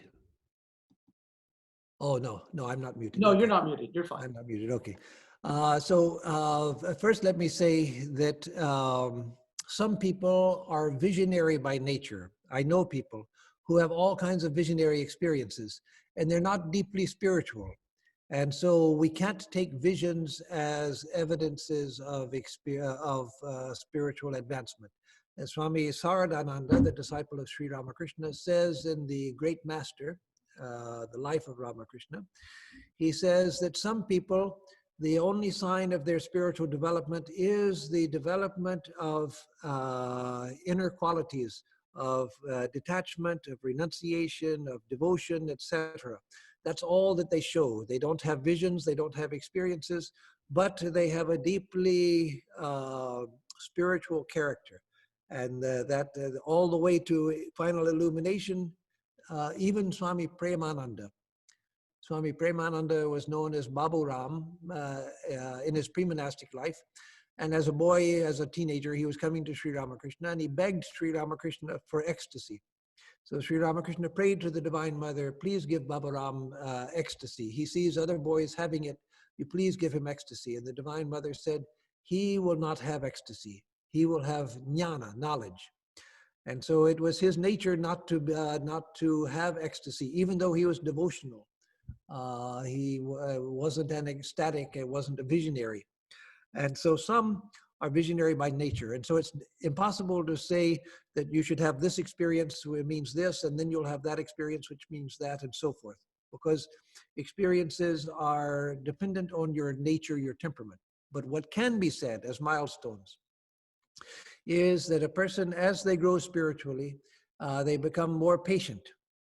That also is on a spectrum, so don't beat yourself up if you find that you're not very patient. If you're on a spiritual path, you're certainly more patient than you once were. So you grow in patience, you grow in sympathy with others, you grow in unselfishness. You don't always calculate your own selfish benefit in everything that you do, but you do something because it's the right thing to do. So unselfishness also is one of them.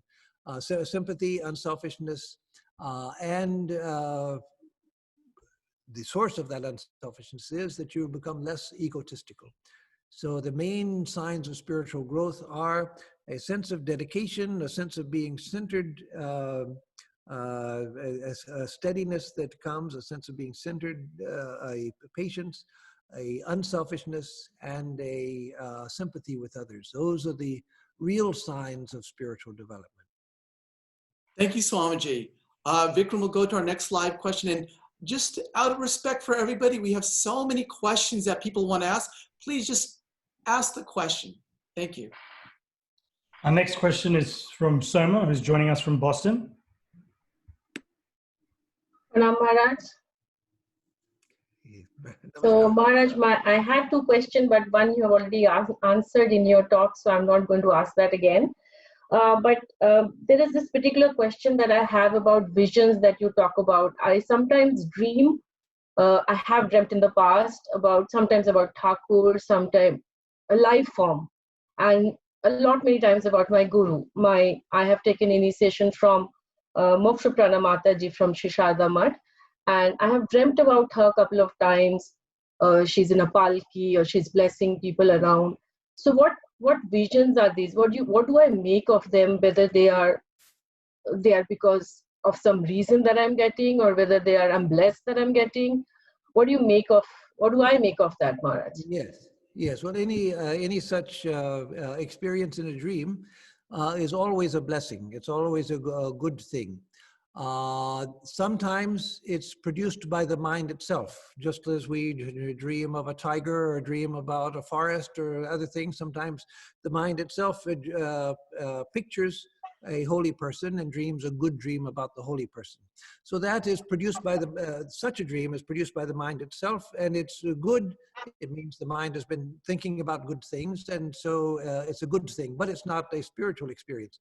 Sometimes it's not produced by the mind, it's more of a revelation, that it's an experience where something beyond our ordinary unconscious mind is at work. The connection with the guru, the connection with the spiritual personality, that is inspiring the dream within me.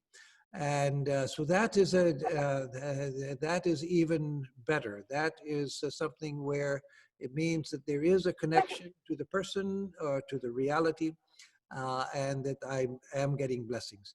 Now, as far as meaning, we don't need to worry about the meaning. If there's a meaning to it, the meaning will gradually be revealed to the mind. If we don't have a sense of meaning, that's okay. Then it was just a blessing. So just take it as a blessing. And if there's an obvious meaning to it, then take that. But it may also be just be a blessing, and without a hidden meaning within it. The only other thing, let me say, and that is we need to be careful, because I have known of actual cases where someone had a dream of Sri Ramakrishna and told him to do something which actually turned out to be bad for him. He changed the course of his life based on this dream. Actually, it was what he wanted to do anyway, but he was afraid to do it because he didn't think it was the right thing. And then he had a dream of Ramakrishna telling him to go ahead and do it. So he did it, and his whole life went in a bad direction. So that obviously was Sri Ramakrishna being produced in his own mind, telling him what he wanted to hear. It wasn't a revelation from Sri Ramakrishna at all. So before we act on an experience, that we should always be very careful. But if we have a dream of such holy people, then take it as, at the least, as a blessing.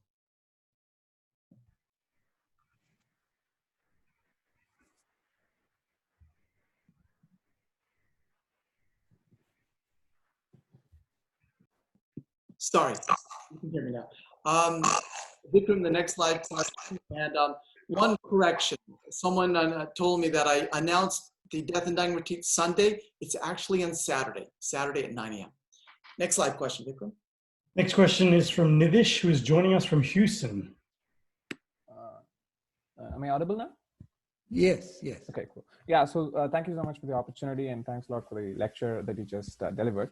My question is a little bit related to the question that was raised 2 questions back, Pepe's question. So the question, to put it in short, is basically, how do we live with, now that we are in the spiritual path, how do we live with, or how do we deal with mistakes that we committed in the past, be it mistakes that we made in terms of career decisions, or be it mistakes we made with other people, which might be affecting the lives of other people, and we know that we are responsible for it, and we need to learn to live with the repercussions of that mistake, in the present and even in the future.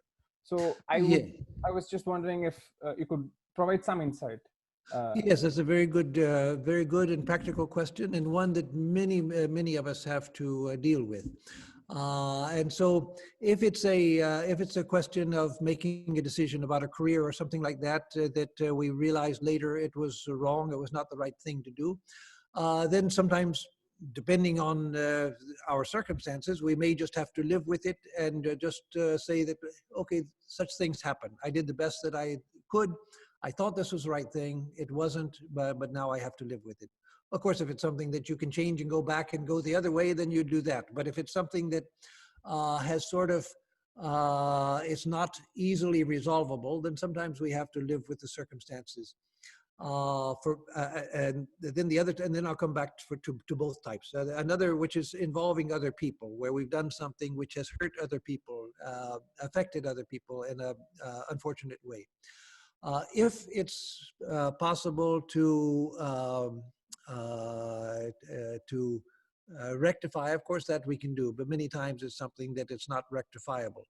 And so in that case, if there's anything that we can say, anything that we can do, then do that, even if it's just to saying that I'm sorry, I know now better than what I knew then, and I'm sorry that this ever happened. Even if that's all that we can do, then we can do that. Sometimes we can't even do that.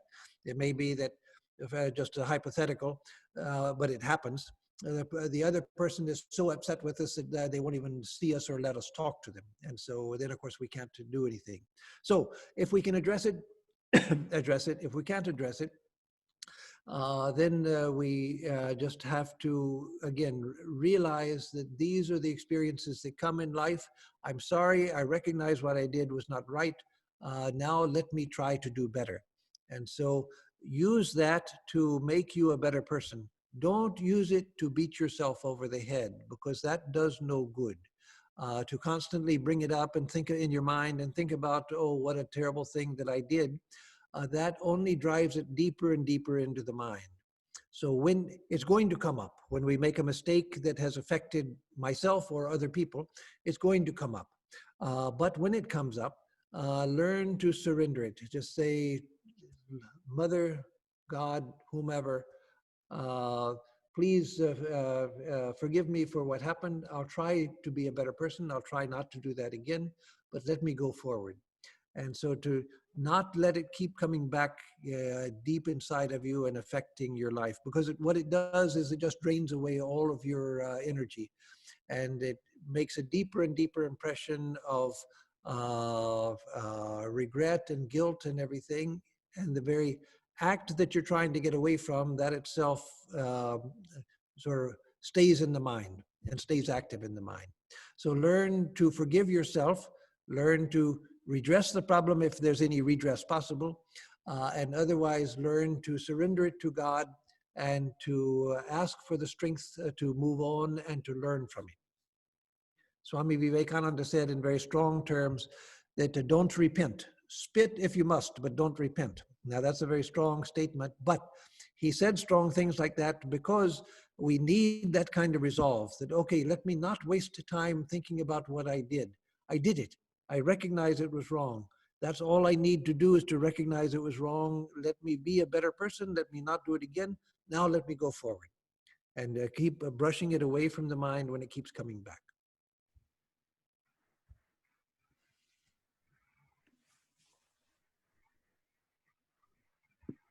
Swami, if I just may address, further poke that question.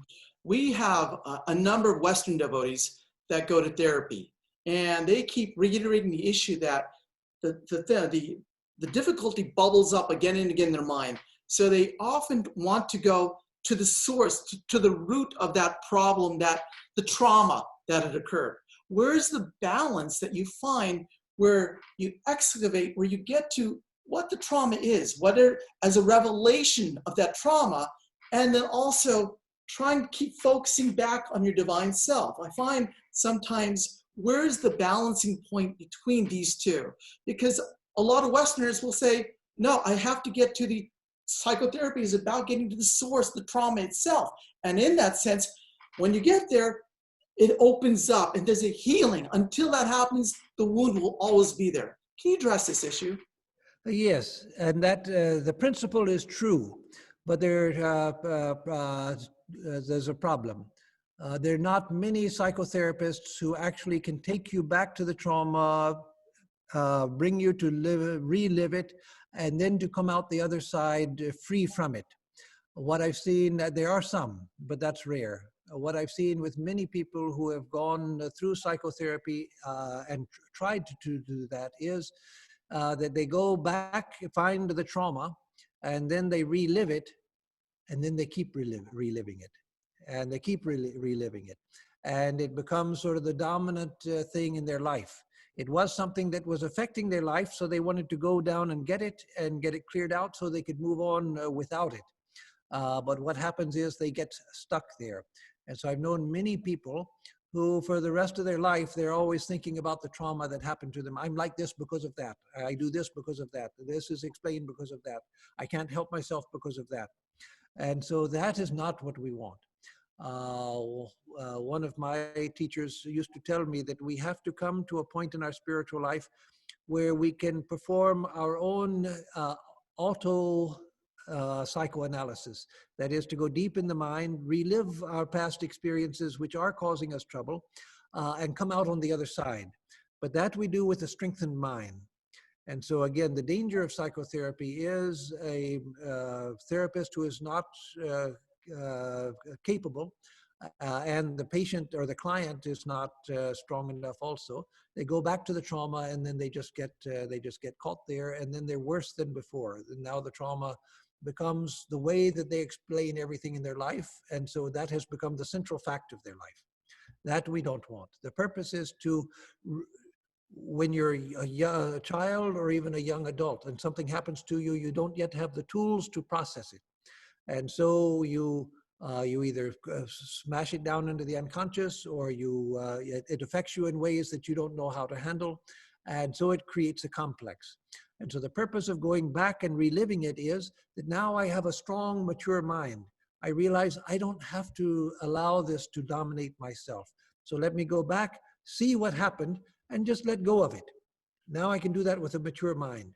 But you have to have a mature mind. Otherwise, you're in danger of getting caught in the very thing that you're trying to get out of. But can that trauma then be a source of food to feed the divine? So every time that trauma keeps coming back, it's an offering. It strengthens your relationship. It makes your relationship real. Can you use it in that sense as well? Sure, and that's why I said that every time to Nidish, that every time, because all of us have this problem that Nidish asked about. All of us have things that we've done that we wish we hadn't done, things that we did that affected people in ways that we are sad for or ashamed of or whatever. And so such experiences, when they come back to mind, and suddenly there's a feeling of guilt or responsibility or whatever, to surrender that to God. And so in doing that, in making an act of surrender every time that comes up, then it is feeding our spiritual life. Thank you, Swamiji. Vikram, next question. The next question is from Carmen, who is joining us from Santa Barbara. Hello, Swami. My question, hi. Earlier when we started, you talked about, the responding to situations like the unrest that we're feeling right now that's happening here. And my question is really, I'm definitely struggling with responding to people and having respect for them, specifically my Christian family and friends who I feel are, not responding at all, or reacting, or not reacting as I was raised a Christian, how I would think a Christian should react to this type of situation and inequality and everything. And I'm just wondering, how can I deal with the judgment that I'm feeling and upon them for their reactions? Yes, and that also is a very common problem. So that all of us have felt that if we've gone in a spiritual direction different from our family, or even if even if we're from the same tradition but we've gone further than they have, or whatever. But our perspective is different from them. And so one of the things that we all have to learn is that I can't change other people. The most I can do is change myself, and hopefully that as an example may influence others, and it will influence others. So sometimes it seems to take too much time, but it will influence others. But that's really all I can do. So first of all, to have that firm conviction, to convince myself, to tell myself, to think about it and convince myself that I can't change other people. And so if I'm a thinking person, I don't mean a philosopher, but just an ordinary thinking person with an alert mind, I'm going to see if people are responding in a way which is unhealthy. I'm going to notice it. And so when the Holy Mother in our tradition, Sarada Devi, says, don't see faults with others, my guru, who was a disciple of hers, my guru was her direct disciple, he was asked, how can we practice what Holy Mother said, not to find fault with others? He said, what that means, her instruction means, is not to react to the faults of others. If you have a thinking mind, you're naturally going to see if someone is doing something which is not right, or if somebody is doing something which is contrary, which is counterproductive, and which is socially unhealthy or personally unhealthy, I mean, psychologically unhealthy, whatever. You're going to notice that. But learn not to react, because you know that they are not my responsibility. Even if I want to make them my responsibility, it's not going to work. And so I have to let them be. So I can pray for them. I can wish them well in my prayers. And if I see them, I can wish them well. But I have to know who I am and follow my convictions. And I have to know that the only control I have over others is my own example. So let me just be who I am, follow that, and realize that others are going to be who they are. Thank you so much. Okay.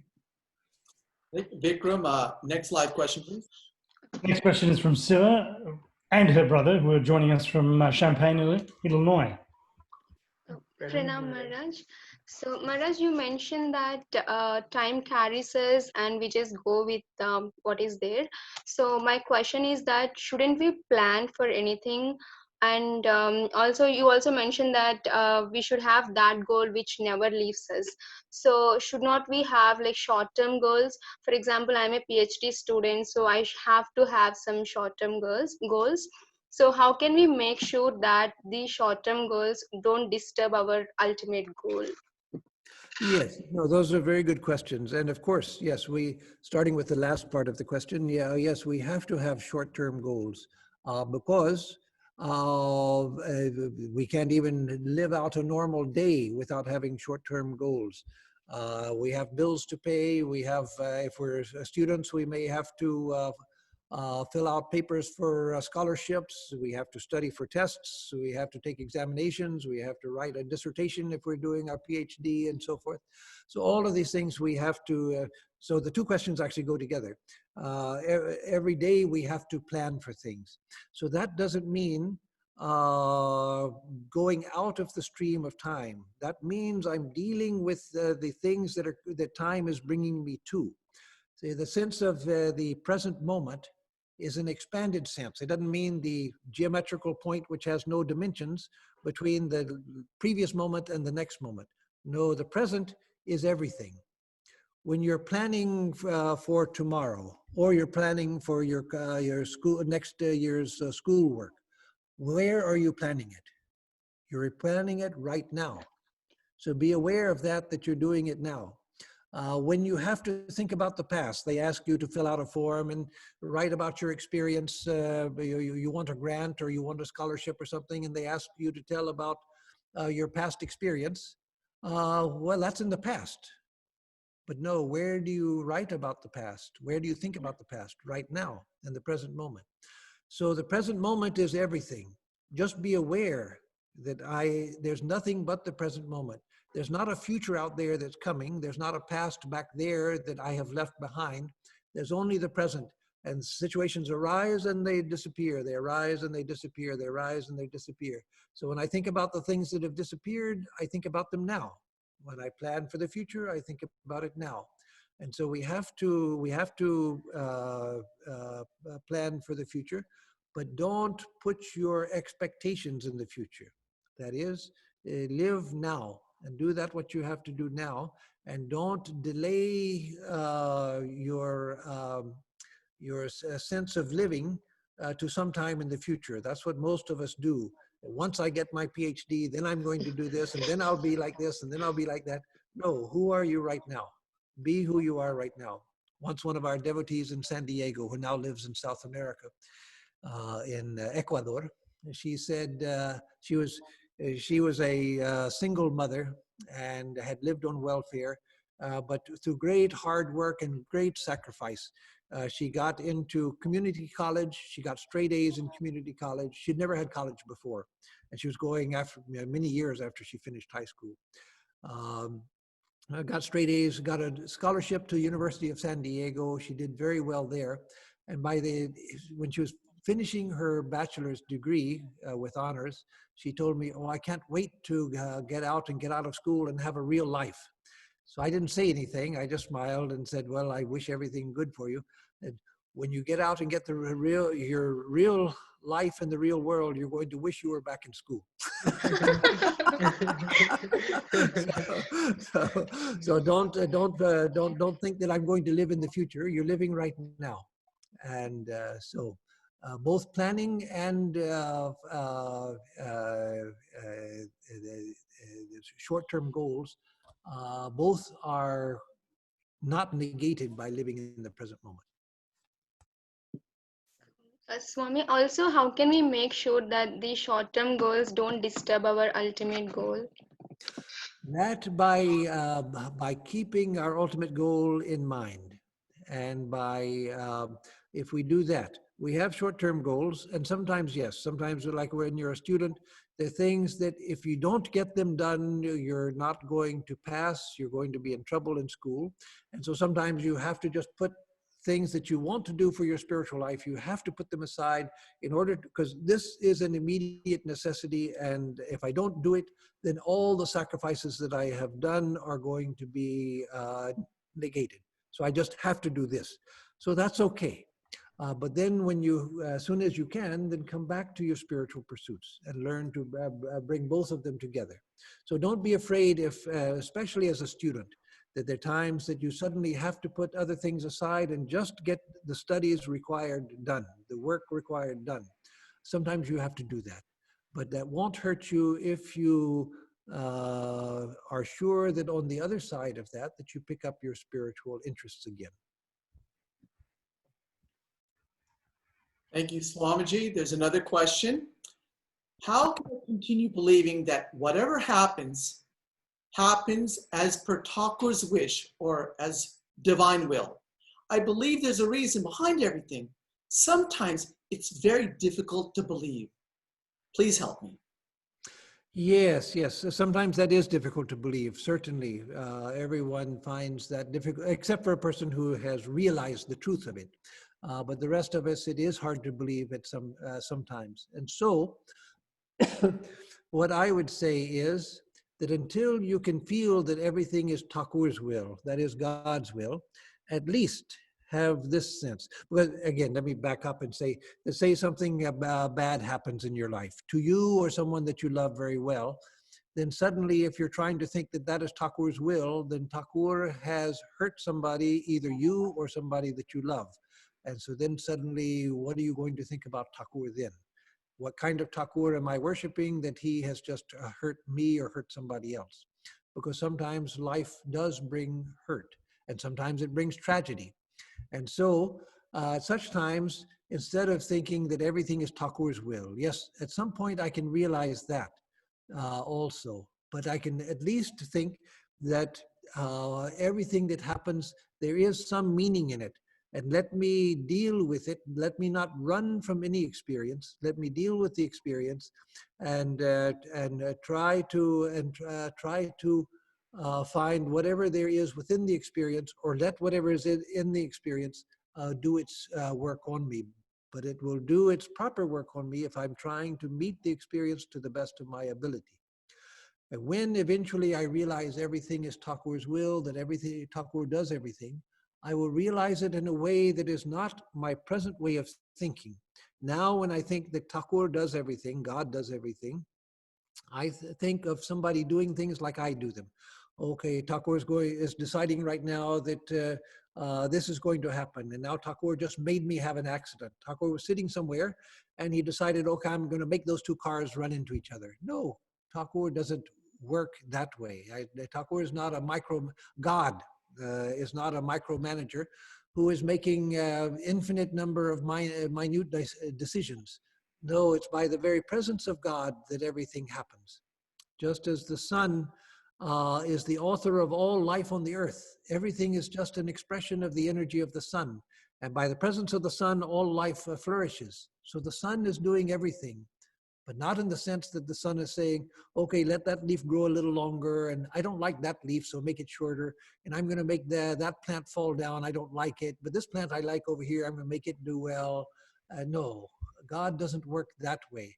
So when we try to think that everything is Thakur's will, we have an idea that Thakur is saying, okay, now I want you to have an accident. No, no, no, no, it's not like that. It's by the very presence of Thakur that everything is happening. As a flower opens. When a flower opens, it's not that somebody is saying, okay, now let this petal open. Okay, oh, don't forget about this one. Make that one open too. Oh, you forgot this one. Make it open also, but don't make it open so much. No, no, it's nothing like that. It's by the very being of God that everything happens. Thank you, Swamiji. Vikram, next live question. The next live question is from Sanath. Sanath, where are you joining us from? Los Angeles. You're up, sir. Namaskar, Swamiji. Namaskar. You made some of us who started going in this journey at a very advanced age. You said something, and I wanted to make sure that I heard you right, because if what you said and I understood right, then it makes my game with the physical death is not a zero-sum game. You said that spiritual life transcends over many lives. So what is the hurry, right? So if I do, it's cumulative process. Is that what you are saying? Yes, spiritual life is cumulative. And whenever we come to spiritual life, that is the right time to come to spiritual life. There's not a wrong time to come to spiritual life. So, sometimes there are people like Swami Atmarupananda, who was a disciple of Sri Ramakrishna. He came to him not in advanced age, but he was already 55 when he came. He was a widower. And in those days, in the 1800s in India, even in America, and especially in India, 55 was old. It's not anymore, but it was very old. And so he came to Sri Ramakrishna at 55, and that's when his spiritual life started. And so if we're young, then teachers tell us, start now. Don't wait till you're old, because when you're old, then you won't have the energy to do anything. Do it now. Be up and doing. Get to your spiritual life now. Don't wait. That's because they're young, and it's not desirable to put off your spiritual life. If you come when you're older, it doesn't mean that spiritual life is impossible for me. No, it means it is possible at any age, but the idea is whenever you come, then begin to make use of it. Don't put it off. In the next life, I'll take care of that. In this life, let me just have a good time. So, and will that be the same thing when you said that the time is of not, it's a time also transcends over many lives. So basically what you're saying is get on the spiritual train and it may transcend. But is that what you said? That makes the pressure off, that I don't have to accomplish everything now.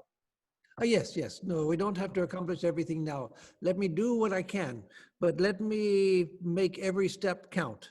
Because if I'm thinking of the far off goal and I keep looking at where I am and thinking how far that is, then I give up hope. No, let me, like this man in the story I told early in the talk who was dying of AIDS. He said, now I know what my path is. That's enough for one life. And shortly after that, he died. So let me put my foot firmly forward. And as long as I have time, I'll keep putting another foot forward. And each foot I put forward is taking me closer to the goal. And so I know that someday I'm going to get there. In this life, if possible. In this life, if possible. If not in this life, and then in the next life, or the life after that. So Vikram will have one final question now. The last and final question for this evening is from Parisa, who's joining us from Orange County. Good evening. Thank you so much for these amazing classes. I have one question, and that is basically I'm practicing. I joined and I got initiated, and I enjoy every moment of it. Every time I am doing these practices on a regular basis, I get swamped by work, and I will be dragged out of my spiritual path, and I do not know why this is happening to me. And it's a blessing that I get more income and everything, but for my family, because I'm single-handedly handling the income for the family. But I really, really don't know why every time I am getting very focused and doing my practices and enjoying my spiritual path, I will be dragged out of it with a load of work that I don't know how to handle. So can you please tell me, why is this happening to me? Yes. The simple answer for such things is that there's always the factor, not just of time, but the factor of karma, our own past karma. And so in the spiritual life, it's something that many of us experience, not in the same way you have, but the same principle, just in different ways. And that principle is that we try to go forward, and then the very forward movement brings obstacles. You try to go forward, and that causes some reaction in the outer world, which pushes back on us. And so the best thing to do then is just to go forward the best that we can. With work, you may have to do the work, you have to deal with the work, but just to realize that this is part of the process. That instead of thinking in terms of it being an obstacle, think of it as being part of the process. That when I'm pushing forward and everything seems to be going well, then the universe seems to, in one way or another, give some pushback. So I have to deal with the pushback. I can't just run away from it, or I can't just continue meditating and pretending it's not there, because then I have no job and then I have no home, no food. So I have to deal with it. But think of dealing with it as part of the process itself. That also is part of my spiritual life, because this is happening when I seem to be going forward. And so that's what makes this happen. And so dealing with it is also part of the process, and it won't hurt you. Thank you so much. Okay. Swamiji, thank you so much. What can we say? I think it's extraordinary. I don't know, Marge, I know we have lectures, and I know we have other centers giving lectures and other Swamis speaking, but I think it's something with the presentation and the audience asking questions, poking the holes, that we're getting the best of these speakers. And today you're really seeing, I think, in our order, one of our speakers who just has a command over, the Vedic tradition and the Vedantic tradition and the practices, and has that Western ability to be able just to express it in a way that we just get it. And we get that aha moment as he's speaking. Just too many ahas. And so we are going to put his talk, because it has to be listened to again and again. One of the practices I do, to be honest with you, with Swami Atmarupananda, I consider him one of my upagurus. And there's just a wavelength that I connect. I used to say, if Swami was Batman, I would be Robin over here in San Diego. And so if you start to listen to him and just start to absorb what he says, you'll see the insights start to come in. It's just something about how he's saying it are keys that unlock within us the knowledge that lies in it. So Swamiji, thank you so much for just spending the great deal of time with us and sharing your wisdom. It's just a joy. This is not the last time for Swamiji. He'll be in 2 weeks, when we're going to have a panel discussion, where you guys will be able to have a 2-hour question and answer session with all the Pravajakas and Swamis, hopefully. And so just let me make last few announcements. Again, this Saturday, let me make it very clear now, crystal clear. This Saturday, 9 a.m. West Coast time, Pacific Coast time, we are going to have a retreat on death and dying, 9 o'clock. The link is there. We will send you this flyer another time. Please go to it. It's open to everybody. Again, this is our only limitation is we can get up to 1,000 people.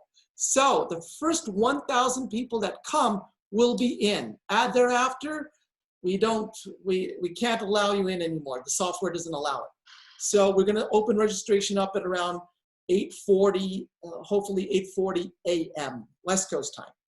Second point is 1 week from today, Swami Vivekananda, who's the city editor of the Prabhupada Bharata magazine, will be speaking on yoga. It's sacred pilgrimage as a yoga. How, when you go on a sacred pilgrimage, how can you use that process to transform you? What should you do before you go on a pilgrimage? What do you do during the pilgrimage? And after the pilgrimage, how do you take in the information, what the sights that you saw, how do you absorb it so that it can transform you and you connect with the divine? How can you see the living darshan of the deity during the yoga? That will be next week, and it'll be a PowerPoint presentation. It'll be quite well. And I think that's all the announcements. So, Swamiji, we'd like you to close off with a closing chant. And also, let me just give my appreciation, Swamiji. Last Saturday, we had a Vedanta study group where we talked about how the COVID-19 experience is affecting us all. And my favorite part, the discussions were really good. Everybody was enjoying it. But as you saw, the questions that were asked to Swamiji were so relevant about the experiences of this COVID-19 experience and how do we deal with it. It's just remarkable. Swamiji, thank you again. I know it's late for you, and thank you again. And remember, we're going to see you in 2 weeks. Thank you, Swamiji. Okay. Om sarvastaratu durgani sarvo bhadrani pashyatu sarvas sadbuddhim apnotu sarvas sarvatra nandatu. May all beings everywhere cross over the difficulties of life. May all see that which is noble and uplifting. May all attain to right understanding. May all beings everywhere rejoice. Om Shanti Shanti Shanti Harihi Om Tat Sat. Om peace, peace, peace be unto us all.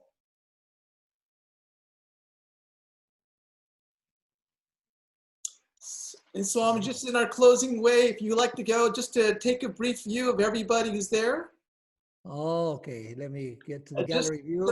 We like to just say in Bengali, you never say goodbye. We don't say jachi, which means goodbye. We say aschi, come again, like hasta luego. Okay. Oh, I see a lot of known faces. Natalie just passed by.